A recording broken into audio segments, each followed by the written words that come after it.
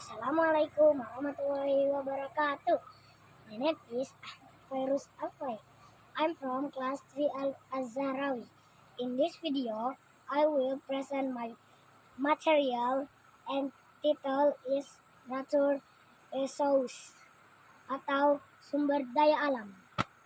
Materi pertama, jenis sumber daya alam. Sumber daya alam adalah sumber daya yang terbentuk secara alamiah.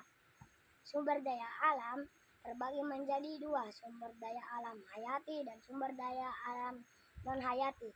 Sumber daya alam hayati, contoh hewan dan tumbuhan. Sumber daya non-hayati, contoh barang tambang, air, tanah, angin, minyak bumi, dan sinar matahari. Sumber daya alam berdasarkan ketersediaannya di alam terbagi menjadi tiga. Satu, sumber daya alam kekal. Sumber daya alam yang tidak akan habis karena selalu tersedia dan dapat digunakan sebanyak-banyaknya. Contoh cahaya matahari, air, dan angin. Dua, sumber daya alam yang dapat diperbaharui. Sumber daya alam yang masih dapat digunakan berkali-kali dan dapat dipulihkan kembali. Contoh tumbuhan dan hewan dipulihkan kembali dengan cara dipelihara dan diperkembangbiakan.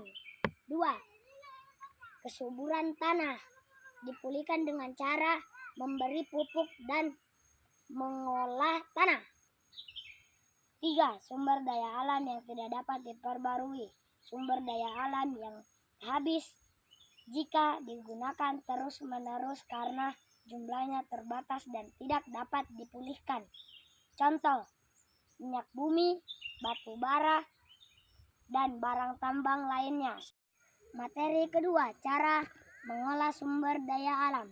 Sumber daya alam harus diolah terlebih dahulu agar menghasilkan benda yang dapat dimanfaatkan. Pengolahan sumber daya alam meliputi pertanian, kehutanan, perikanan, dan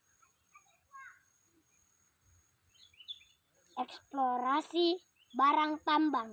Tiga, dampak pengambilan sumber daya alam. Dampak pengambilan hasil sungai dan laut.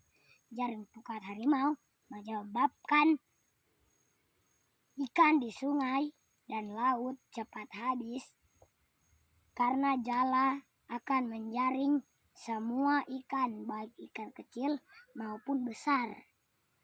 Bom, racun, dan aliran listrik akan mematikan semua ikan di laut. Ikan tidak dapat berkembang biak dan habis.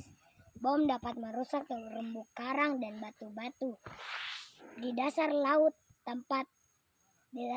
atau sungai, sehingga ikan akan kehilangan tempat hidupnya. Selain itu, juga akan kehilangan membuat pemandangan bawah laut menjadi tidak indah lagi. Dampak pengambilan hasil hutan.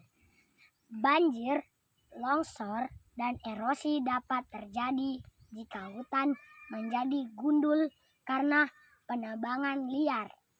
Kerusakan hutan mengakibatkan terganggunya kelangsungan hidup hewan. Tiga, dampak pengambilan barang tambang.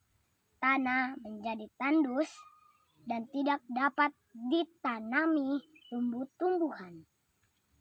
Lingkungan menjadi rusak, maka makhluk hidup akan kehilangan habitat dan sumber makanan sehingga makhluk akan mati. Upaya pelestarian sumber daya alam. 1. Penebangan pohon dengan sistem pilih. Memilih pohon yang sudah tua. 2. Reboisasi. Penghijauan hutan yang telah gundul atau rusak. 3. Mengambil ikan di sungai dan di laut dengan cara benar. 4. Mengolah limbah industri dan sampah. 5. Mengangkat kualitas tanah. 6. Mencegah perburuan liar. 7. Menggunakan sumber energi terbarukan. 8. Hemat menggunakan energi dan sumber daya alam. Kita harus menjaga kelestarian sumber daya alam agar sumber daya alam tidak punah.